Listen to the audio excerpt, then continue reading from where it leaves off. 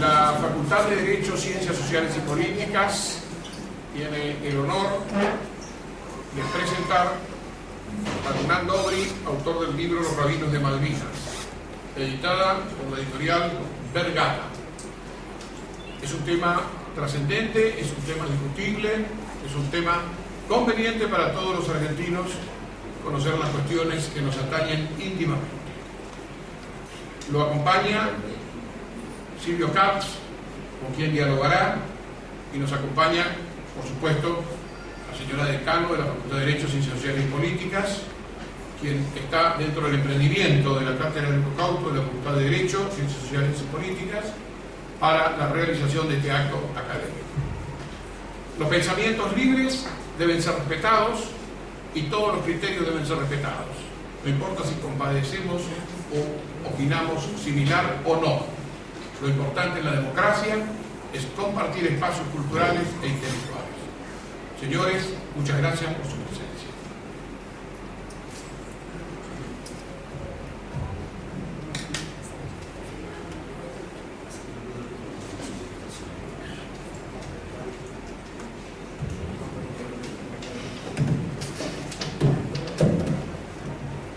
Buenos días. Muchísimas gracias por haberme invitado a contarles un poco cómo fue la historia que se vivió, o esta parte de la historia que se vivió durante la Guerra de Malvinas, que quedó plasmada en el libro. La idea de la primera parte es que Silvio pueda contar un poco como protagonista esencial qué es lo que vivió. Yo le voy a ir haciendo algunas preguntas a él para que pueda ir contando un poco su historia. Y después yo voy a complementar un poco lo que fue no solo la historia de él, sino la que vivieron los demás compañeros judíos durante la Guerra de Malvinas, y cómo fue la historia esta de los rabinos, que tanto tiene que ver con la pluralidad religiosa en nuestro país. Lo primero que me gustaría preguntarle a Silvio es ¿cómo viviste esta Guerra de Malvinas? Ya que viviste una guerra bastante diferente por momentos a la que vivieron muchos de tus compañeros. ¿Cómo fue esta guerra que tuvimos? Bueno, buenos días. Ante todo, puedo contar que mi guerra, si bien fue diferente, no quiere decir que haya sido peor que otras, ¿sí? Ustedes tienen muchos comprovincianos que han sufrido también, y muchos, debe ser una provincia más castigada por esta guerra, por ejemplo. Mi guerra es diferente, pero empieza un año y medio antes de la guerra, cuando entro al servicio militar, que en ese momento era obligatorio. Nos dan una planilla a llenar, donde teníamos que responder, entre otras preguntas, qué pensábamos del gobierno, que era una dictadura, ¿no?, en ese momento, y mi condición religiosa. Yo, como nunca, si bien no soy un judío ortodoxo, siempre profesé mi religión con orgullo. Entonces puse judío porque era una de las opciones. A partir de ahí empezó algo que fue para mí lo más cercano a la desgracia dentro del servicio militar, porque empezó algo sistemático, una persecución hacia mí y otros veteranos de mi misma religión. Con ese tratamiento llegué a Malvinas, una guerra injusta para todos, donde hubo castigos para el 70% de los veteranos, no sé, para la mayoría, y tuve la desgracia de, al ser judío, tener un plus, un extra siempre en las sesiones de castigos y torturas también recibidas en el lugar. ¿Por qué? Bueno, por ser ¿Qué explicación te daba, o qué implicación encontrabas vos en medio de todo eso? No, 30 años después de la guerra no encuentro explicación todavía de por qué la tortura y el maltrato no. Teóricamente íbamos a luchar codo a codo por el mismo objetivo, ¿sí? O sea, la persona que dependía de mí, o yo que dependía de esa persona, consideraba yo que teníamos que estar aunados, era lo más lógico, lo más normal, pero bueno, no fue así en ningún momento. O sea, mi superior disfrutaba de castigarnos y y encima mostrar que castigándome un poco más a mí, él era más, o sea, era más disciplinado o los disciplinaba mejor. Si ellos, en nombre de la disciplina, aplicaban un castigo que en mi caso fue sistemático, o sea, venía del servicio militar y en Malvinas se agravó porque no había un control, no era como en el regimiento que quizás venía un jefe del regimiento y bueno, decía, bueno, aflojemos, ¿sí? Para no llegar a lo que fue en el 94 el caso Carrasco, que murió por ese tipo de acciones. En Malvinas había libertad, podían hacer lo que querían de nosotros y de hecho lo hicieron. ¿Hubo algún cambio entre el comienzo, desde que llegaron a Malvinas, hasta el final de tu situación?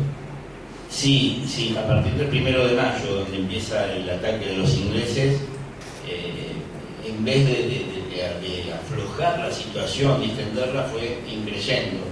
O sea, era cualquier escapada al pueblo a buscar comida, porque estábamos pasando hambre, era considerada traición y la posibilidad de dar la vuelta a un juicio militar.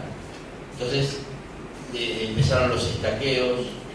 El estaqueo es, para el que no conoce, es clavar 4 estacas en el terreno, ponernos a 10 centímetros del agua helada, 10, 20 grados bajo cero, en calzoncillos y una remera, nada más. Bueno, en mi caso, por ser judío, me hacían orinar por mis propios compañeros, ¿sí? Y eso fue creciendo, o sea, nunca alcanzaba. Entonces siempre mejoraba el castigo, o lo cambiaba para peor, ¿sí? ¿Qué otras cosas te hizo el subteniente Flores Arbaíno, ¿no? Que fuera tu jefe? Lo peor fue, como yo digo, el tema psicológico, porque no había día que yo no me despertara escuchando a ver el judío de mierda, el judío cagón, y peor aún, el judío traidor, ¿sí? Con 19 años y un montón de amigos de servicio militar y gente que estaba en la misma que yo, que me tildaran todos los días de traidor y que convencieran a algunos de que yo era un traidor, es algo que hoy en día, 30 años después, me cuesta superar, me cuesta no escuchar en mi mente el judío traidor, ¿sí? Castigos físicos miles, diferentes y cada vez más sofisticados, ¿sí? Desde usar la radio del radiooperador para sacar electricidad y pasarnos electricidad por el cuerpo, Orlando no me deja mentir, por mi condición de judío, cuando se cansaba de estaquearme, que yo ya no llorara o no gritara, sacarme del estaqueo, poner comida en el lugar donde nosotros defecábamos y a punta de pistola en la cabeza hacerme comer de ahí, ¿sí? Con las manos atrás, no pudiendo esquivar los restos del ser humano que había en el lugar, ¿no? ¿Cuál era la reacción de tus compañeros ante el sufrimiento que estaba padeciendo? Y 9 de cada 10 me apoyaban. O sea, cuando terminaba mi castigo, venían al pozo donde yo estaba a abrazarme, a decirme que tipo era un nazi HDP. Y bueno, había un 10% que quizás preferían estar del lado del poder por miedo a que les pasara lo que me estaba pasando a mí. O sea, sinceramente, creo que si yo llego al continente y estoy acá parado donde estoy es por el apoyo de mis compañeros. Si no, no podría estar hablando con ustedes. ¿Qué era lo que pasaba por tu cabeza en medio de tanto sufrimiento personal sumado a el hábitat en el que estabas, ¿no? De hambre, de frío y de bombardeos constantes en la niñez? Dos cosas. Una que terminara ya. O sea, fue sufrir los 60 y pico de días que estuve y desear que termine. Y cuando ya no parecía que no tenía fin, la idea mía era morirme y dejar de sufrir. O sea, basta que se termine. Encontrarme con mi papá que había fallecido hace muchos años, pero terminar. No había medida del dolor, no había forma de parar de sufrir. Era más el deseo de morir que de seguir viviendo lo que estaba viviendo. ¿En algún momento pensaste en vengarte dentro de la guerra de tu superior? No porque nunca tuve esa rebeldía que tienen quizás chicos de esa edad. Yo era más bien de aceptar la vida como venía. No, ni siquiera hoy, 30 años después, tengo deseo de revancha. Yo quiero justicia, no, revancha no. ¿Cuál es tu carga tierra? ¿Cuál era eso que te hacía seguir con vida y permitirte volver? Y una, como te decía antes, el apoyo de mis compañeros era más que importante. Y después hablar de comida, de todo lo que iba a comer cuando vuelva, porque no comíamos. Entonces, después de pasar una semana sin probar bocado, de tomar una sopita con 2 arvejas, era constante juntarnos en los pozos o en los lugares de recreación y hablar de comida, todo el día hablando de comida, de lo que íbamos a comer cuando volviéramos. Teóricamente íbamos a visitar la casa de todos, ¿no? Que no se dio, pero la tierra era eso. Es importante comentarles también, ¿no? Que Flores Arpaio no solo te maltrataba a vos, sino que maltrataba a todos los compañeros y le hacía cosas igual. Claro, yo desde un principio dije que el castigo era para todos por igual. Yo tenía un plus, o sea, si las manos en el agua era un castigo de 10 minutos, yo tenía que estar 15. Si no alcanzaba con las manos y los pies, a mí me hacía poner la cabeza, hasta sufrir calambres por el frío. Pero el maltrato no era solo hacia mí, no, por supuesto que no. Por eso hoy hay más de 150 causas en contra de las torturas, que apoyamos todos, ¿sí? O sea, yo tengo más de 40 testigos en la causa y no hay ningún judío como testigo mío, porque el único judío del grupo era yo. ¿Alguna vez lo volviste a ver a Flores Arpaio? Desgraciadamente lo volví a ver a los 5 o 6 meses de haber vuelto de la guerra. Yo iba en un colectivo del trabajo a mi casa y me paralicé. O sea, la misma postura nazi, el mismo peinado así engominado de lo que era el servicio militar y Malvinas, y lejos de bajarme a decirle algo, me paralicé. Me avergüenza decirlo, pero me oriné encima. Tuve que bajarme del colectivo y caminar 60 cuadras orinado. ¿Qué harías hoy si lo tuvieras enfrente? ¿Qué le dirías? Lo que vengo diciendo hace años, yo le pediría un porqué, que me explique por qué, o sea, cuál era la necesidad. A mí no me disciplinó de esa manera, me hizo rebelde. Lo que no había sido durante toda mi vida me hizo rebelde, me hizo agresivo. Me costó 6-7 años de terapia volver a encauzarme y dejar esa agresividad de lado. Me hizo más judío también, porque al atacar mi religión me hizo sentirme más aferrado al judaísmo. Dije, bueno, si esto le molesta, esto es lo que voy a hacer. Ese fue el principio de mi rebeldía. ¿Qué secuelas te dejaron todos estos maltratos a los que sometieron en Malvinas en la época posterior a la guerra? En lo físico tengo problemas en los huesos desde siempre. Mismo ahora estoy con 3 hernias de disco, me cuesta caminar, no hay tratamiento que me agarre, ¿sí? Y de lo psicológico no hay día que no piense en Malvinas. Si bien estoy bien psicológicamente, me dieron de alta, yo no quise aceptar el alta porque es un bastón importante mi terapeuta. No hay día que no piense en Malvinas, no hay día que no vea hacerse de día en la noche, como veíamos en la isla cuando se bombardeaba. Y no hay vez que no me entere que se suicida o muere un compañero que no me bajone, que no lo puedo evitar. ¿Cómo fue ese regreso a insertarte nuevamente en la sociedad luego de haber vivido casi un mes y medio de guerra? Sí, más de 2 meses. Y el presentarme en la sociedad me costó, como a todo combatiente, o sea, ir a buscar un trabajo y mostrar el documento con la baja en los primeros días de julio, éramos víctimas de la pregunta, ¿pero vos estuviste en Malvinas? Cuando uno le decía que sí, decían, mira, en este momento el perfil tuyo no es el que estamos buscando. Esa es la gente suave. Hubo gente que decía, no, mira, los de la guerra volvieron todos loquitos, yo no quiero quilombo.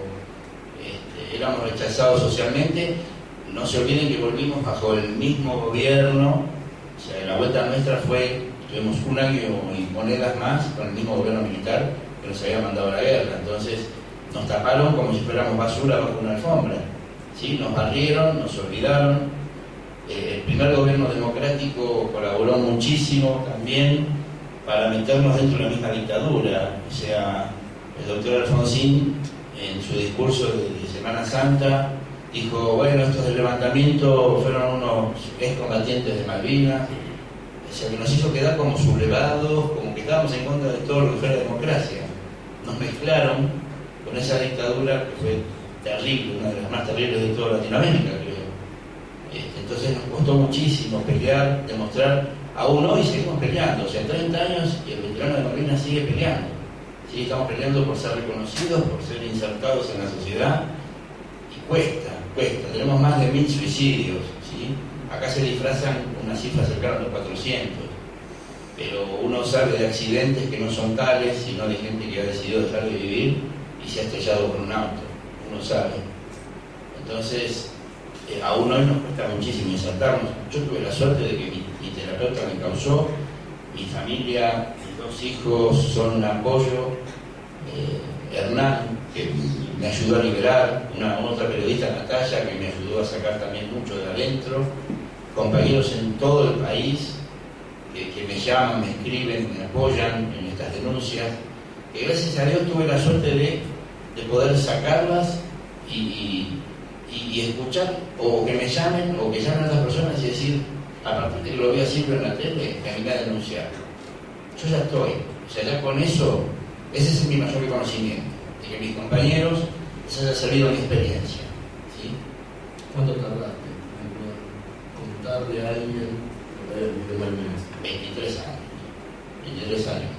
Y la justicia hasta ahora, si bien parece que están empezando a abrir los ojos, dicen que como yo no denuncié hasta el año 84, yo no soy víctima de un delito de lesa humanidad.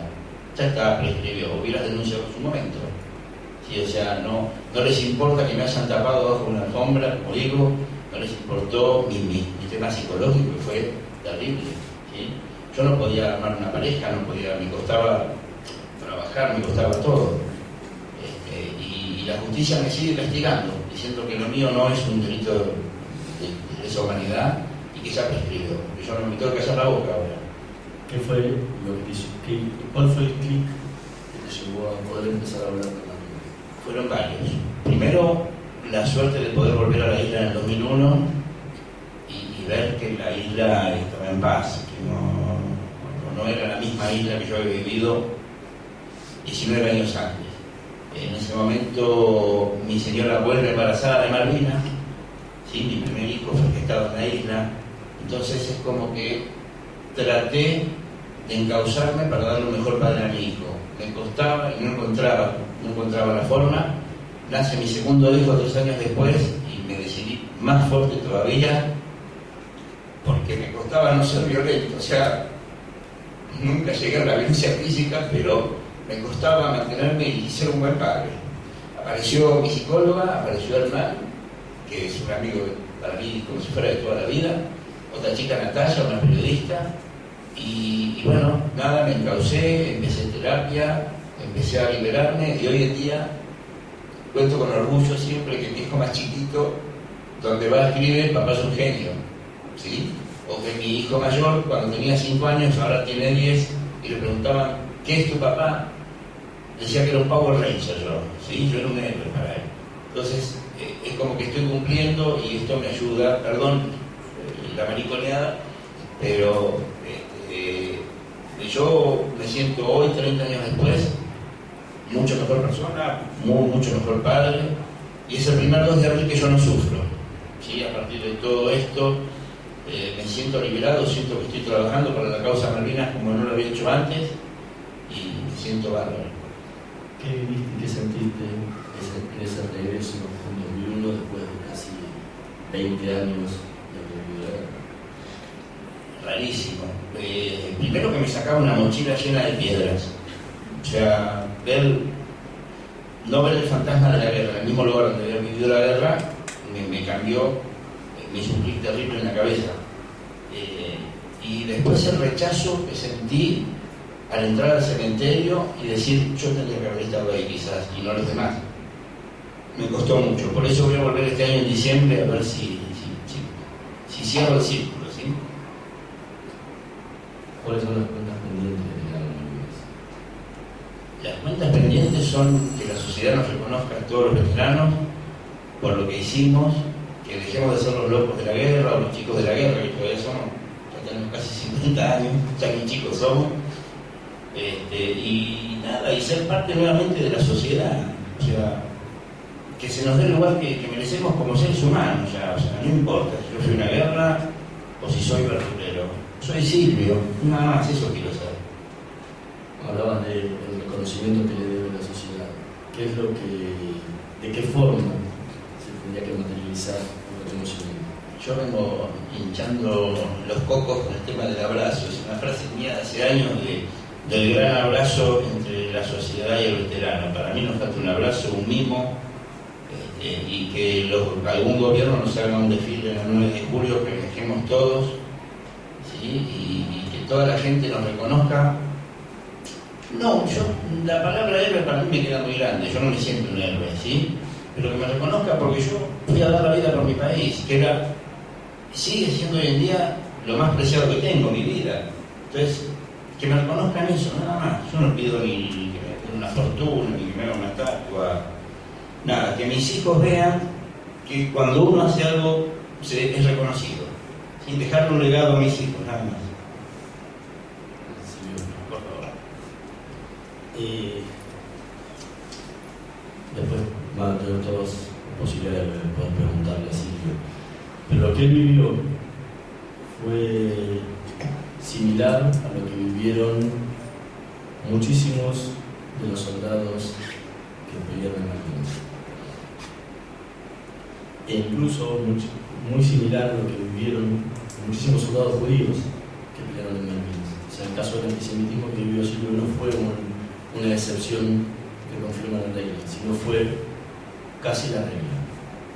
Hubieron casos hubieron soldados que no lo sufrieron, como pasó en todo, ¿no?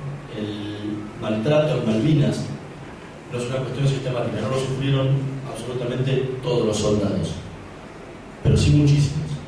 Y cada vez esos muchísimos se tornan más muchísimos, que se van conociendo día a día con la posibilidad que tienen algunos de sacarse esa mochila de la que hablaba Silvio de encima y poder contarle no solo a su gente, sino relatarlo ante la justicia y denunciarlo ante la justicia lo que padecieron. Con el antisemitismo pasa exactamente lo mismo. No se sabe hoy en día cuántos soldados judíos pelearon en Malvinas. No hay un padrón, no hay un lugar donde ir a buscar y que digan estos son los soldados judíos que estuvieron en la guerra. Una aproximación, al menos en mi investigación, llegué a 33 de esos casos, de los cuales algunos no quisieron hablar al día de hoy, no pueden contar su historia sobre Malvinas. Les duele contar y es una herida que prefieren mantener cerrada, porque ya les generó demasiado dolor durante su vida y volverla a reabrir podría ser perjudicial para ellos. Y la mayoría de esos 33 casos parecieron casos de antisemitismo, en diferentes niveles. Van desde la cuestión oral, ¿sí? Desde el maltrato oral, hasta, como lo contó Silvio, hasta la tortura masádica. Pasando por ahí, tenemos toda la variedad que a ustedes les gusta. Desde lo que decía Silvio, desde el judío de mierda constante, desde preguntarle constantemente, increparlo constantemente a ese soldado de 19 años que estaba con un fusil en la mano, metido en medio de una trinchera en la guerra de Malvinas, decirle: ¿usted qué hace acá? Yo estoy judío. Y que el soldado no pudiera decir nada. Era un argentino tan argentino como ese que estaba de ese lado, increpándolo y maltratándolo. Incluso, posiblemente, a ese que estaba maltratando, en el momento que viniera el bombardeo iba a salir a defenderlo, porque ese era su deber, y lo iba a hacer. Sin embargo, esa persona lo estaba estaqueando, lo estaba torturando, lo estaba maltratando. Esas son las contradicciones que tiene la guerra de Malvinas. Malvinas es una guerra de contradicciones. Desde el punto que uno la quiera analizar, siempre se encuentra con una contradicción atrás de la otra. Y el torturar al soldado que va a defender a la patria y al que va a defender a su propio jefe es una de las contradicciones más inexplicables que existen dentro de la guerra de Malvinas. Y dentro de cualquier guerra. No soy un estudioso de todos los conflictos bélicos de la historia, pero no se conocen muchos casos donde los oficiales torturen a su tropa. Sí que torturan a la tropa contraria, pero que torturen a la propia es algo bastante irracional. Y esto tiene que ver muchísimo con que esos casos de militares que llevaron a cabo esos procesos nunca se dieron cuenta que ya no estaban más en el servicio militar. El maltrato del servicio militar, en lo que popularmente se conocía como la colimba, era moneda corriente. El maltrato al diferente, al que ellos consideraban el diferente, que podía ser de cualquier tipo, por religión, por color, por estatus social, por sexualidad, por lo que fuera. El diferente sufría horrores durante el servicio militar. El caso del judío era normal, pero no estamos hablando, y esto tiene que quedar claro, no estamos hablando de la dictadura militar. Estamos hablando desde antes de la dictadura militar y posterior a la dictadura militar, incluso en gobiernos democráticos. El judío siguió padeciendo siempre en el servicio militar los maltratos de sus oficiales y suboficiales. Vuelvo a repetir, no de todos. Siempre dependía del caso que a uno le tocara. La cuestión que me pasó es que la gran mayoría de los casos que yo investigué le tocaron casos de antisemitas. No voy a generalizar porque no pude hablar con todos y no conozco todos los casos. Posiblemente los otros no tuvieran soldados judíos a su cargo. Pero en los 33 casos, la moneda corriente, casi un 80% de los casos, sufrieron antisemitismo en la guerra de Malvinas. Y los que no lo sufrieron en la guerra de Malvinas, lo sufrieron en la colimba. Posiblemente a ese que no lo maltrató en el servicio militar, que lo maltrató en el servicio militar y no en la guerra, le hizo el clic y le cayó la ficha diciéndole, ok, lo que quedó, el esclavo que yo tenía, porque el soldado era un esclavo en el servicio militar, el esclavo que tenía, ok, acá se acabó, acá es una guerra y esto hay que encauzarlo de alguna forma. Pero la mayoría de los casos no ocurrió, nunca se dieron cuenta de eso. Y vuelvo a decir, no solo con el judío, con todos los casos que sufrieron maltrato. Este fue el puntapié inicial de mi investigación, porque cuando yo descubrí el caso de los rabinos de Malvinas, era un artículo muy chiquitito que decía 3 rabinos viajan a Malvinas. Y a mí, con todo esto que les conté, me llamaba la atención, porque estamos hablando de la dictadura militar, donde los centros clandestinos de detención, las torturas eran terribles, y donde al judío se lo torturaba con un sadismo aún mayor. Y esto era denunciado internacionalmente en la época. Entonces, que en ese ámbito las Fuerzas Armadas decidieran autorizar a unos rabinos a ir a una guerra, ya lo tornaba como una cuestión de sorpresa. Por lo menos decir algo claro, ¿qué pasó acá?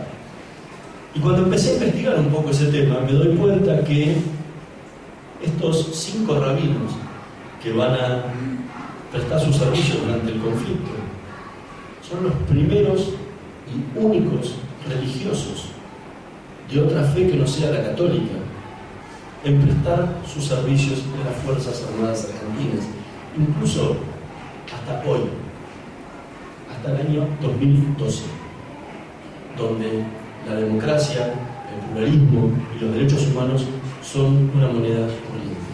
Hasta el día de hoy, la única fe que puede prestar sus servicios en las Fuerzas Armadas es la católica, a través del obispado castrense, con sus ramificaciones que llega al capellán castrense.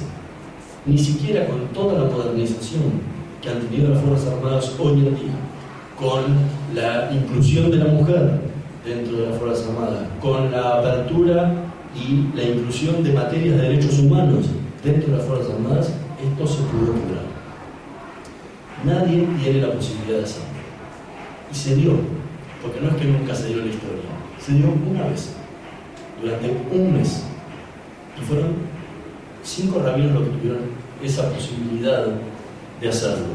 Y eso da todo un hecho histórico e inédito en la Argentina. Entonces, esa cuestión me llevó a decir, ok, esto hay que profundizarlo, esto hay que investigarlo, porque no merece quedar en el olvido un hecho tan trascendente que puede servir como puntapié inicial para iniciar un cambio o para que sirva como posibilidad de aferrarse de, como le gusta llamar al derecho, una cuestión de jurisprudencia, ¿no?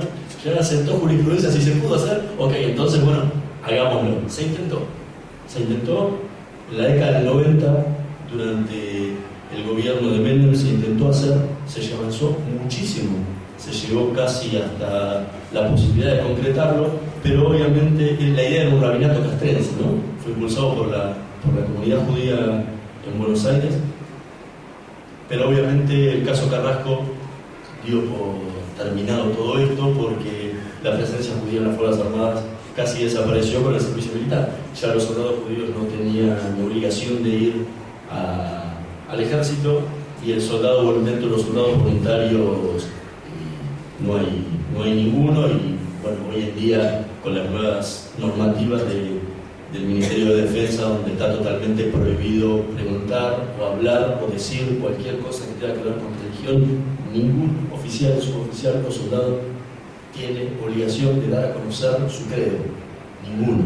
Entonces también es un poquito más difícil saber hoy en día cuántos oficiales o suboficiales judíos pueda llegar a haber en las Fuerzas Armadas. El punto de estos rabinos es que es una historia de éxitos y fracasos. ¿Por qué éxitos y fracasos? El éxito es el que les contaré siempre. Es que en una dictadura con un marcado sesgo antisemita se dé la posibilidad de que religiosos judíos estén prestando su asistencia espiritual a los soldados de su propio credo, es una historia de éxito. Sin ninguna duda es una cuestión de éxito. Pero el fracaso es que el camino de los 5 que debía ir a Puerto Argentino a darle asistencia a Silvio y a sus compañeros, nunca pudo llegar a las Malvinas. No se les permitió cruzar a las islas. Tenían orden del Estado Mayor Conjunto de cruzar. Yo conseguí los telegramas, incluso el telegrama iba dirigido al 5º Cuerpo de Ejército, que era el que manejaba todo lo que era el Teatro de Operaciones Sur, y al general Menéndez en las Islas Malvinas. Menéndez reunió a sus jefes de unidad y les consultó a todos ellos qué hacer. Si aceptaban que un rabino cruzara para darle asistencia espiritual a los soldados. Casi todos dijeron que sí, que no tenían ningún problema en recibir un rabino, excepto Mohamed Ali Seymour, que dijo que no. Igualmente no tomaron en cuenta su palabra, aceptaron que cruzaran. Y Menéndez los instó a los jefes de unidad a que hicieran un censo de soldados judíos, porque obviamente iba a cruzar un rabino, y no es que los soldados judíos formaban parte del batallón 1 de defensa judía de la Argentina. Estaba en Tablada, estaba el caso del regimiento 3 de Silvio, estaba el regimiento de Patricios, había el regimiento del grupo de transportado de Córdoba, había el regimiento de Mercedes, había en la base naval de la Armada, había en barcos que estaban navegando las islas también de la Armada, o sea, y otros que desconozco porque no conozco todos los casos de soldados judíos que ha habido. Apareció hace poquitito uno en Fuerza Aérea, que fueron apareciendo luego de la investigación y que se conoció, se empezaron a acercar y dar a conocer sus testimonios. Estaban desperdigados, como estaban las tropas desperdigadas por toda la isla. Entonces, ¿cómo iba a ser el rabino? Iban a estar golpeando unidad por unidad y preguntando, disculpe, ¿hay algún judío acá? No quedaba. Entonces lo más razonable, y de ser una de las cosas razonables que hicieron, fue pedirle a los jefes de unidad que averiguaran dónde estaban los soldados judíos, para dos posibilidades. Una, mandar al rabino a dar la recorrida por los diferentes lugares sabiendo dónde tenía que ir, o la otra posibilidad era convocarlos a todos y llevarlos a un lugar determinado donde pudiera hacer una ceremonia para todos juntos. Eso se hizo. Mismo he conseguido un extracto de uno de los documentos donde uno de los jefes de unidad guardaba todavía sus cuadernos de guerra y aparecía el censo con día y hora que habían remitido esa cuestión. También del regimiento de Tablada, donde está. Bueno, tu caso no, pero por ejemplo, Espín y Banco aparecen en ese video, que son dos compañeros de Tablada. aparecen en ese censo. Eso quiere decir que estaba todo listo, y estaba todo planteado para que el rabino cruzara, aceptado en la isla e implementado toda la orden del Estado Mayor Conjunto. Sin embargo, el rabino no cruzó. Mismo a muchos de los compañeros se les comunicó que iba a cruzar un rabino. Sabían que iba a cruzar un rabino y lo esperaban. Pero nunca pudo. El rabino llegó a Comodoro Rivadavia, escala previa y obligada para todo avión que cruzaba a las islas. La otra era la posibilidad de Río Gallegos. Y cuando llegó allá, primero el general García, que era el comandante del 5º Cuerpo de Ejército, el primer gobernador de las Malvinas antes de Menéndez, dijo: yo no quiero recibir ningún rabino, no necesitamos que venga el rabino, que no venga. Es una orden del Estado Mayor Conjunto, no me interesa. Yo no lo voy a recibir. Después de varios tires y aflojes, lograron sus subordinados convencerlo que estaba cometiendo un grave error y aceptaron que llegara. Pero cuando llegó, al rabino le dijeron que él no iba a poder, habían cambiado los planes, que él no iba a poder cruzar en el avión de la Fuerza Aérea Argentina, como estaba estipulado, porque él no era un militar, era un civil. Entonces, los aviones de la Fuerza Aérea solamente cruzaban militares. Y acá hay dos puntos interesantes. Primero, la discriminación, porque a él lo habían nombrado capellán. Entonces era un capellán de segunda, porque el capellán castrense sí tiene rango militar y sí puede cruzar en un avión militar. Pero el rabino tenía un rango de segunda, era un capellán civil. Entonces no estaba equiparado con las mismas cuestiones y beneficios que tiene, más allá de que su sueldo y su vida se la pagaba la comunidad judía y no el Estado, más allá de que nunca recibió absolutamente nada de los beneficios que recibe un capellán que prestó servicios a la Fuerza Armada. Eso es lo de menos. Por el otro lado, todos habrán leído noticias y habrán visto noticias sobre la guerra. Usaron periodistas, mis colegas. Y los periodistas no somos militares. Los periodistas son civiles. Y esos periodistas no cruzaron a nado. Esos periodistas cruzaron en aviones de la Fuerza Aérea. Esos eran civiles de primera. Había civiles de segunda que no podían cruzar. Y la pregunta es: ¿qué pasó? No hay una razón. Hay una conjugación de muchas cuestiones. Una tiene que ver el antisemitismo. Ya desde el vamos de llegar tenía esa cuestión de no querer. La segunda y más importante es que a este rabino lo asignan a cruzar con un avión de la Cruz Roja Internacional, que estaba asentada en Comodoro Rivadavia, esperando cruzar las Malvinas también.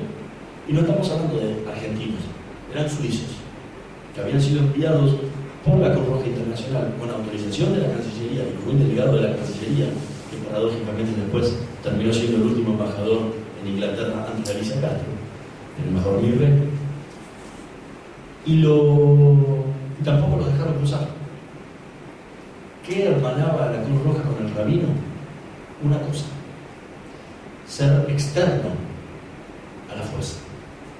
El ser externo a la fuerza significaba la imposibilidad de controlar lo que esas personas pudieran decir después, que era lo que iban a ver en las Malvinas, que eran los casos como de Silvio, como el de muchísimos otros que sufrieron los padecimientos de la guerra. Y no los padecimientos normales de una guerra, que es un bombardeo, porque eso está implícito en cualquier guerra. O sea, si fuera un crimen de lesa humanidad sentir un bombardeo, tendríamos que empezar a hablar específicamente de las guerras. Pero lo que sufrió Silvio no forma parte de la guerra, forma parte de otra cosa. Entonces, eso es lo que iba a ver la Cruz Roja. ¿Qué iba a ver? El hambre, los estaqueos, cómo estaban muertos de frío, los maltratos, el antisemitismo. Todas estas cosas le iban a ver. Ahora, ¿cómo iba a ser el gobierno militar para callar a 3 suizos del organismo internacional y decirles cuando volvieran a Suiza: señores, de esto no se habla? Ustedes están acá para ver, pero no para hablar. Obviamente, era algo imposible. Para eso está la Cruz Roja, justamente para denunciar esta clase de violaciones a los códigos de la guerra. Y con el rabino pasaba lo mismo. ¿Cómo iban a silenciar a un rabino que no era parte de la fuerza? El capellán castrense era parte de la fuerza, tiene rango militar, vive adentro de un regimiento. No tiene ni una capilla, ni una iglesia, ni nada fuera de las Fuerzas Armadas. Vive y tiene su lugar de culto dentro de los regimientos. No tiene otra profesión que no sea esa. Entonces, era parte del espíritu del cuerpo. Se han visto casos, y tampoco hay que generalizar en todo, de que han participado hasta de las torturas. El caso de von Berling hace poco ha sido condenado justamente por eso. Entonces, como era parte del cosas, cuando volviera el capellán seguía formando parte del ejército, estaban todos como un espíritu de cuerpo, nadie iba a hablar. Ahora, justamente el rabino, de acá, Baruch Plavnik, tenía una segunda particularidad. Baruch Plavnik era el rabino asistente del rabino Marshall Meyer. La mayoría posiblemente desconozca quién fue. Marshall Meyer fue uno de los mayores luchadores por los derechos humanos que hubo en la Argentina durante la época de la dictadura militar. Uno de los pocos que se sentaba con las madres de Plaza de Mayo, que iba y daba las vueltas los jueves en la Plaza de Mayo junto a las madres, en plena dictadura militar, no en la década del 80, en los vuelos finales de los 80. Marshall Meyer era estadounidense, había llegado a la Argentina muchas décadas atrás, en la década del 50.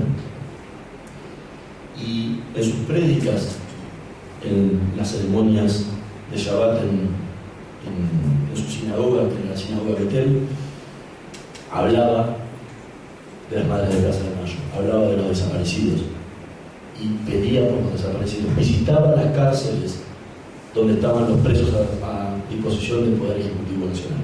Y no le preguntaba a las madres si eran judías o eran católicas, no le importaba. El rabino asistente que lo acompañaba a las cárceles era Baruch Plavnik, era el que estaba acá en la foto, y era el que no dejaron llegar a Puerto Argentino. Hubiera sido muy difícil que Baruch no contara lo que hubiera visto en Malvinas si hubiera tenido la posibilidad de cruzar. Era mejor conformarlo al rabino, dejarlo en Comodoro Rivadavia, dejarlo que prestara asistencia espiritual a las tropas que estaban en el continente. Y encima de todo eso, el día que se realizó esta ceremonia, que es la foto de la tapa del libro, que fue tapa de Clarín, fue doble página, la revista 7 días de la semana, y recorrió el país a través de muchísimas publicaciones. El día que decidieron hacer esta ceremonia, que es el 14 de mayo, el ejército llevó absolutamente a todos los corresponsales que estaban en Comodoro Rivadavia para que vieran los pluralistas que eran las Fuerzas Armadas. Era conformante. Y encima de eso tenemos la gran propaganda de decir, en este momento somos derechos humanos, cuando del otro lado pasaban otras cosas. Esto fue la cuestión por la que el rabino no cruzó. Como detalle le podría decir que la Fuerza Aérea jamás se enteró que tenía que cruzar un rabino. El ejército jamás se lo comunicó. El ejército era el que estaba a cargo del rabino. Por ejemplo, otra cosa, la Cruz Roja Internacional, yo hablé con los delegados que estuvieron en el sur, jamás se enteraron que un rabino iba a cruzar en su avión. O sea, era una excusa, porque tampoco jamás iba a cruzar ese avión de la Cruz Roja, jamás cruzó. ¿Por qué le dijeron a la Cruz Roja? Hay un problema grande. La Cruz Roja, para cruzar en su avión, obviamente necesita un salvoconducto en la guerra, porque el avión de la Cruz Roja es sagrado, nadie lo va a bombardear, es neutral, no se puede cruzar armamento, lo único que se cruza es ayuda médica. ¿Qué pasaba? Si cruzaba el avión de la Cruz Roja, había que ponerse de acuerdo con los ingleses. La pista del puerto argentino estaba bombardeada desde el primer día y los argentinos la habíamos camuflado lo suficientemente bien para mostrar que estaba imposible de operar. ¿Qué pasaba? Si esa pista aterrizaba el avión de la Cruz Roja en pleno mayo, quería decir que la pista realmente estaba operable. Entonces, al día siguiente que aterrizaba el avión de la Cruz Roja, venía los bombardeos, iba a la pista, y realmente la pista estuvo operable durante todo el conflicto bélico. El último avión en aterrizar en esa pista aterrizó el 14 de julio de la mañana, el mismo día de la rendición. O sea, si bien varios aviones cayeron y era muy difícil cruzar, el puente aéreo se mantuvo intacto durante toda la guerra. Claro, el avión de la Cruz Roja era una alerta que no iban a tolerar, porque perdía esa exclusividad, y una cuestión de estrategia que se podría llegar a entender. Ahora, podrían haberlo subido a los de la Cruz Roja y haber podido subir al Rabino en cualquier avión militar de esos que cruzaron hasta el 14 de junio, no es que no cruzó más. Los de la Cruz Roja se cansaron. Agarraron, se dieron media vuelta y se fueron de Comodoro Rivadavia, hartos de que no los dejaran cruzar y les dieran excusas, se fueron a Montevideo. Y a Montevideo se subieron arriba de un barco inglés que iba rumbo a Malvinas y llegaron el 14 de julio. No iban a poder ver nada de lo que los militares le hacían a los soldados argentinos porque la guerra había terminado. Sí pudieron fiscalizar el tema de los campamentos de prisioneros, pudieron ver los tratamientos que le daban a los oficiales y a los soldados, ver cómo estaba la población civil en las Malvinas, pero nada más que eso. Ahora, el rabino podía agarrar el primer vuelo que había a Buenos Aires, escaparse de ahí, tomarse un vuelo a Montevideo y subirse a un barco inglés. No. Primero no se podía ir, porque era un capellán del ejército, no podía hacer lo que quería. Para todo tenía que pedir autorización. Segundo, no se podía ir a Montevideo y subirse a un barco inglés, porque obviamente el rabino era argentino. Y ningún inglés iba a subir un argentino en un barco para llevarlo a las islas. Nadie sabía que el 14 de junio iba a terminar. De ninguna forma.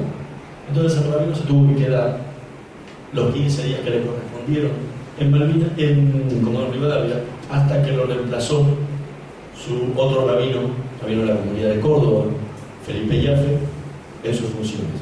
Los dos rabinos que tuvieron esas mismas funciones fueron los hermanos Tzvi y Natán Grumblat en Río Gallegos, pero ellos estaban especialmente destinados a Río Gallegos y no a cruzar las islas. Y el quinto rabino fue el rabino Efraín Dínez, que estaba destinado originalmente a Comodoro Rivadavia, y finalmente cuando Plavnik se tuvo que quedar en Comodoro Rivadavia no poder cruzar, lo trasladaron a la zona de Trelew y de Rousa. Silvio y todos sus compañeros muchas veces me contaron, y así lo relato en el libro, lo importante que hubiera sido para ellos haber tenido esa asistencia espiritual, alguien de quien agarrarse. Ese cable a tierra que yo le preguntaba antes, de una persona externa, porque pobres, estaban agarrándose entre ellos, y el del lado estaba tan mal como el que estaba pidiendo la ayuda. O sea, era una cuestión de sufrimiento en conjunto. Una persona externa podría haber traído muchísima paz, tranquilidad y fuerza para poder seguir adelante con todo lo que les pasaba a ellos en la guerra. Lamentablemente, eso no se dio. Y fue una gran oportunidad histórica perdida para Argentina como país en general, no solo para ellos, que les hubiera sido una gran ayuda. El caso de los rabinos de Malvinas nos permite ponernos a pensar hoy en día que vivimos en tiempos de paz y donde cualquier guerra está lejos del imaginario de cualquier ciudadano de este país, en que todavía podemos aprender algo más, ¿sí? Y que son los momentos de paz donde se tienen que dar estos cambios y no los momentos de guerra improvisados donde todo se hace a las corridas y sin realmente saber bien cómo implementarlo. Es una gran cuenta pendiente, no para la comunidad judía argentina, donde hoy sería casi necesario tener un capellán castrense, pero sí, por ejemplo, para los evangélicos, que hoy tienen una gran cantidad de oficiales, de suboficiales, y soldados voluntarios y civiles prestando sus servicios en las Fuerzas Armadas y siendo considerados ciudadanos de segunda, porque no tienen los mismos derechos que tienen sus compañeros que sí pueden tener una asistencia espiritual en su lugar. Ojalá esa pueda ser el aporte que pueda dar el libro como para que le sirva al país para poder terminar con esta pequeña cuenta pendiente que todavía nos queda en la Argentina. Gracias.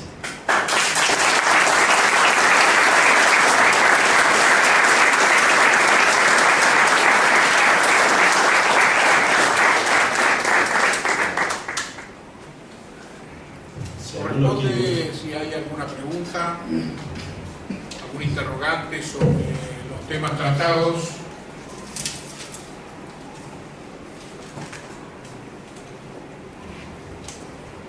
No, más que pregunta es, yo soy compañero de hace 30 años de Silvio y hoy primera vez que nos conocemos, ¿no? Pero personalmente desde Corrientes, allá en el año 2006 que iniciamos la causa judicial, yendo a Río Grande, que era el juego como una manera de plantear la soberanía, y de esos primeros 23 correntinos son más de 150 los testimonios, y que la justicia federal, tanto el juzgado de primera instancia de Río Grande como la Cámara Federal de Comodoro Rivadavia, resolvió que son delitos de lesa humanidad, por lo tanto imposible. Y a lo que señalaba Hernán, la Cámara Federal de Comodoro plantea que esto fue similar en la sistematización de los centros clandestinos de detención en el continente, porque se logró demostrar que las tres fuerzas hubo casos de delitos de lesa humanidad. Hasta la misma Fuerza Aérea, que de pronto todos reivindicamos a los pilotos, ¿no es cierto? Pero los soldados que estaban en tierra, que es el caso justamente de un enterramiento de un soldado, y que todos los casos de las denuncias no fue por algún hecho de cobardía, todo por hacerse de comida, y después estamos en el caso de los compañeros judíos, ¿no? Digo, a 30 años ver el grado de perversidad, ¿no? Y que muchos de los denunciados, en el caso personal yo soy testigo, no víctima, esos dos oficiales ya están en prisión porque formaban parte de los grupos de tarea de la Escuela Mecánica de la Armada, y así nos encontramos con el mismo contraalmirante Urser, que es el que fue comandante de la recuperación de Gabriel, que tiene detención, Menéndez, que también está imputado. O sea, era obvio el resultado de esa guerra, ¿no? Digo, con estos. Y que hoy a 30 años, por eso decir, es para nosotros muy importante, porque en los espacios académicos se está discutiendo. Personalmente, hace semanas atrás, en una de las cátedras acá de la Facultad de Derecho, estoy participando. Vamos a participar con Hernán en la Universidad de febrero, mediados de semana. Creo que es importante, ¿no? Porque que los espacios académicos, como decía Silvio, es decir, acá estuvo como una basura debajo de la alfombra tapado esto, y que hoy felizmente, y eso no deja de ser que reivindiquemos Malvinas, que nos sintamos orgullosos de haber ido a Malvinas. Eso a uno le puede parecer una contradicción, ¿no? Pero sí, nos sentimos orgullosos de eso. Así que quería esto, más que pregunta, era sumar y contento de Gracias. No por nada también nos dicen que somos los desaparecidos vivos, ¿no? Somos los desaparecidos de Malvinas, porque los taparon mientras pudieron. Hoy, gracias a Dios, como decía Orlando, a 30 años podemos dar la cara y no desaparecimos nada, estamos acá. Voy a agregar algo, si me permiten. La Facultad de Derecho, Ciencias Sociales y Políticas, a través de la Cátedra del Holocausto y a través de todas sus cátedras, siempre ha reivindicado el caso Malvinas. Y siempre ha reivindicado a través de una palabra que siempre yo digo en mis cursos: los chicos de Malvinas. Eran chicos, eran mis alumnos. Por eso me metieron preso cuando, al invadir Malvinas, le pregunté a los oficiales que vinieron acá, a esta facultad que estaban haciendo acá, si los profesionales de la guerra eran ellos, estaban hablando, y mis chicos estaban en Malvinas. Por supuesto fui preso tomando. Eso siempre cuento y es comprobable. No tengo nada que ver con el sufrimiento y padecimiento que ustedes sufrieron, jamás. Ni pónganse a comparar de ninguna manera. Jamás. Pero el tema Malvinas fue reivindicado siempre en esta Facultad de Derecho. Y esta apertura es también un desafío. Es un desafío porque jamás hemos olvidado a nuestros héroes. Aunque Silvio no lo diga, es un héroe. Y doblemente, porque las Fuerzas Armadas en el crack del año 30 se convirtieron en Fuerzas Armadas fascistas y nazis. Y no podemos negar ese hecho. Fascistas y nazis. Lo triste del caso, y coincido con Hernán, es que a pesar del cambio de la currícula y de la enseñanza, siguen exactamente igual. La cruz y la espada siguen igual. No ha cambiado absolutamente nada. En un país, en una república laica, que existan capellanes castrenses, ya es una contradicción. Entra una comisaría, entra un juzgado. El único que mantuvo cierta laicidad es la Corte. La Corte Suprema ordenó quitar el símbolo religioso católico cuando se estaba por un gran juicio. Directamente ordenó con una resolución quitar. Entró Fay y dijo saquen. Si quiere consultar este hecho, Angélica Cheli, tomo 1, página 178. Respecto a Silvio, la Corte Suprema tampoco tiene la generosidad y la grandeza que debió tener. Pero en el caso bueno, el Tribunal de San José de Costa Rica le revocó la sentencia al caso bueno, le dijo, si esto no es lesa humanidad por la tortura de un abogado de su cliente, entonces ¿dónde está la lesa humanidad que ustedes invocan? Expósito y Bueno son los dos precedentes que tienen que invocar ustedes, que creo que sus abogados ya lo saben, no lo voy a enseñar nada a ustedes. Ha sido un honor para nosotros tenerlo con ustedes. Hablo personalmente y creo que la facultad de abrir las puertas a ustedes ha hecho una reivindicación correcta y más que saludable, y especialmente para los alumnos que no tienen ni idea de lo que han pasado ustedes. ¿Una otra pregunta que quieran hacer? Al señor sí. Quería preguntarle si siente que durante estos 30 años la sociedad subsanó las heridas que propició la guerra. No totalmente. Creo que hace unos 5 años se empezó a restablecer esto y yo pertenezco al partido de La Matanza en la provincia de Buenos Aires y uno ve como acercamientos. Creo que hay miedo a acercarse, no entiendo por qué, pero creo que de a poco se va a lograr. Creo que este año fue un año de despegue y si no cambian las políticas y tenemos la suerte de poder seguir estando en todos lados, se va a lograr. Yo soy convencido que se va a lograr.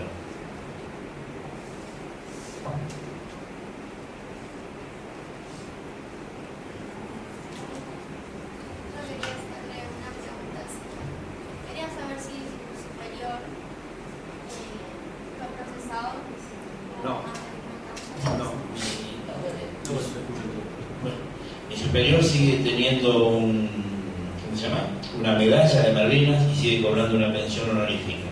O sea, él y yo somos lo mismo para el Estado Nacional. No está. O sea, es más, no aparece. Yo hablo de él y nada, y un atisbo de que aparezca y diga, no, estás equivocado, o me haga una demanda de la mí, nada, desapareció. ¿No comía, lo torturaban, no hacía para combatir?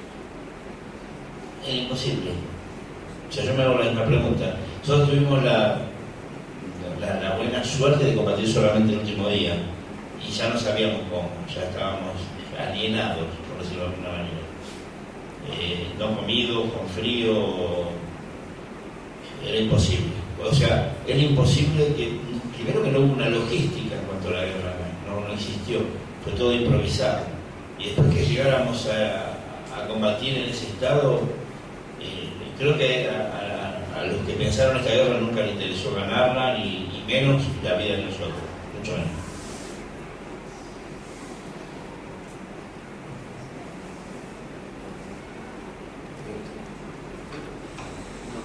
Apuntando lo que dice Quito, el doctor de Quito, la Diana, acá en la facultad también se discutió qué hacer respecto a la profesión espiritualmente. religiosa católica en relación a la cantidad de personal administrativo que profesa o mantiene o piensa en esos términos religiosos, ¿no? En algún momento con Quito pensamos una especie de privatizar la isla, porque como estaba en un espacio público que ve de todo, no entendíamos muy bien por qué tenía que tener solamente una religión determinada, algún tipo de ícono o simbolismo. Acá lo resolvió el Consejo Directivo con dos acciones, una por mi carácter de judío, el vicedecano me preguntó si podía colgar la cruz en su despacho, situación a la que no me puse a pesar de que estaba en el Consejo Directivo, digamos que es el espacio de la facultad. Entonces lo resolvimos privatizadamente como con la isla, ¿no? Con privada. La segunda cuestión es resolvimos, pero nunca pudimos llevarlo a cabo, un espacio ecuménico, porque como en los aeropuertos, ¿no? Porque después viene la pregunta para Silvio, pero no lo podemos hacer porque una por razón de espacio y otra porque tanto en la universidad como por el pedido del personal de las facultades, acá se financian las procesiones el día de la Virgen de Itatí, entre otras actividades que tienen un sello religioso muy importante. Entonces, no es que uno quiera evitar el conflicto, pero digamos, lo cultural supera lo legal. En esto tenemos que ser, entiendo yo, ecuánimes, aunque no compartan, pero creo que lo cultural supera lo legal. Ahí viene la pregunta inversa para Silvio. Por tu condición judía, además de héroe de Malvinas, ¿no te sentís un ciudadano devaluado, en este caso, respecto de tu participación en Malvinas por tu carácter judío? Totalmente, o sea. Gracias. Sí, contalo, pero gracias. Era lo que quería saber. Seguro. Hasta que entré al servicio militar, me paraba la policía en la calle y por el apellido judío también me maltrataba, o sea, era de todos los días. Perfecto. Sí. Y complementando lo que decías, el año pasado se presentaron en la legislatura de la Ciudad de Buenos Aires dos proyectos, un proyecto de ley que enseguida tuvo un contraproyecto de ley. El primer proyecto de ley fue presentado, si no me equivoco, por la diputada Lubertino, que pedía la eliminación de todos los símbolos religiosos de todas las oficinas públicas de la Ciudad de Buenos Aires, cualquiera. El contraproyecto, al final los dos perdieron carácter legislativo porque no se tratan. Pedía que se pusieran todos los símbolos religiosos en las paredes. Pueden imaginarse lo que sería un mural en cada oficina, porque aparte donde hay uno tiene que estar todos, lo que sería realmente una locura.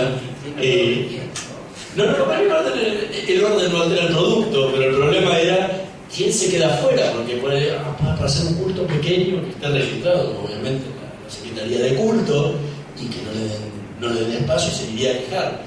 Sería un zafarrancho único. Pero bueno, son esas cosas que se presentan en la Argentina. Yo le planteé el tema al secretario de Asuntos Militares del Ministerio de Defensa. Y el gran problema que hay es la decisión interna del Ministerio es eliminar todo tipo de asistencia religiosa en las Fuerzas Armadas. Es la decisión interna que hay. Pero como decía recién que la cuestión cultural tiene que ver mucho, acá la cuestión política tiene que ver mucho. Eliminar la asistencia espiritual en las Fuerzas Armadas hoy significa una decisión política muy grande, porque es eliminar un obispado. Hay que cerrar un obispado. ¿Quiere potestad afuera del gobierno? La tiene. Hay que pelearse con el Vaticano. Ya cuando fue el caso Basioto durante el gobierno de Néstor Kirchner, que se analizó muy fuerte, la crisis con el Vaticano fue muy grande al punto que nos rechazaron al embajador y que recién Juan Pablo Cafiero fue aceptado como embajador bastante tiempo después. El gobierno está dispuesto hoy en día a dar esa pelea donde las relaciones con el Vaticano están tensas hasta el día de hoy. Y es un problema muy grande y bueno, sabrán todos los problemas externos que tiene el gobierno nacional y no quiere abrir un flanco nuevo en una situación como que actuar. Por eso al día de hoy todavía queda y no tiene la decisión de sumar a los demás, porque realmente su decisión de fondo es eliminarlo. El problema es que no están dadas las condiciones políticas del momento como para poder eliminarlas. Y el proyecto de la Ciudad de Buenos Aires, según me comentaron, lo van a volver a presentar este año, a ver qué es lo que ocurre, si se logra o no. Y les doy un detalle más que es interesante. Hoy en día hay un rabino que es capellán castrense, que es capellán en el servicio penitenciario de la Ciudad de Buenos Aires, el servicio penitenciario federal y el servicio penitenciario bonaerense. El rabino recorre las cárceles constantemente, incluso hay una sinagoga en la cárcel de Devoto, en la Ciudad de Buenos Aires, y el rabino recorre las cárceles constantemente prestando la asistencia espiritual a los judíos que están presos de la misma forma que un cura lo hace, y de la misma forma que un pastor evangélico también lo hace. El problema es que a este rabino le paga su sueldo el Seminario Rabínico Latinoamericano. Los viáticos se los paga el Seminario Rabínico Latinoamericano. Ese es el problema, mi querido hermano. Porque yo tengo que pagar un impuesto por un credo que no creo. Bueno, el punto clave acá es que se consultaron ante la Iglesia Católica, muy en altas esferas de la Iglesia Católica, sobre la posibilidad de instituir esto y nombrarlo oficialmente a este capellán como el cargo que tiene. La Iglesia Católica dijo: nosotros no tenemos ningún problema de apoyar su moción. No tenemos, así sean miles, no tenemos ningún problema con ustedes. El gran problema acá, dice, es que si nosotros los oficializamos a ustedes, atrás vienen los evangélicos, y eso no lo vamos a permitir. Creo que no hay mucho más para agregar. Fundamentalmente hay que laicizar el espacio público. La Argentina está en condiciones constitucionales de derogar el artículo 2. Y se debe hacer. Porque en la Argentina, según las encuestas, el 7% realmente es católico con todos los demás. Los demás manifiestan ser católicos. ¿Está claro? Ser católico tiene todos los compromisos. El que es divorciado no es católico, el que es medio morocho no es católico, la mujer no es católica, y etcétera, etcétera. Esencialmente, los homosexuales, etcétera, etcétera. Vamos a aclararlo. El reclamo católico en Irlanda y en los países en que son minoría es que no tienen por qué pagar impuestos para sostener las religiones oficiales. Vaticano, relaciones exteriores. Es un Estado soberano que no tiene vinculación con la Argentina más que el artículo 2. ¿Se entiende esto? Y siempre actúa como un foco de poder. Caso FAL, la autorización del aborto de la mujer violada. Siempre. La Corte va dando pasos agigantados. El caso de los tribunales, la Virgen de la Corte, clarito. El caso de la supresión de toda vinculación en Europa de la cruz, restablecida solamente en Italia por una cuestión muy especial de Italia. Todo eso tenemos que ir recordando, son fallos internacionales. Pero lo que tenemos que recordar es que en este país, sola y únicamente, somos argentinos. Y todos nacimos libres, iguales, y debemos comprometernos a estar en el mismo espacio juntos. Libres e iguales y juntos. Y no tolerancia. Toleran los que tienen el dominio y el poder. Todos debemos exigirnos, como decía Esteban Echeverría, respeto. El igual respeta al demás. El católico, el musulmán, el judío, la mujer. ¿Cuánto le costó a la mujer llegar a ser ciudadana semi de primera? ¿Cuánto le costó? Y le sigue costando. Señores, este es un hito histórico en la Facultad de Derecho. Yo creo que tenemos que cerrarlo, si no nos van a echar. Bueno, muy breve, en nombre de la Facultad de Derecho, a Hernán, Adrián, quiero expresarte en nombre de nuestra comunidad reconocimiento que tenemos hacia vos y hacia todos los combatientes de Malvinas, que en realidad se trata de una deuda eterna que tendrá nuestra nación con ustedes, que estuvieron defendiendo nuestra patria y que dejaron su vida y parte de su vida a los 19 años allá en el frío de Malvinas.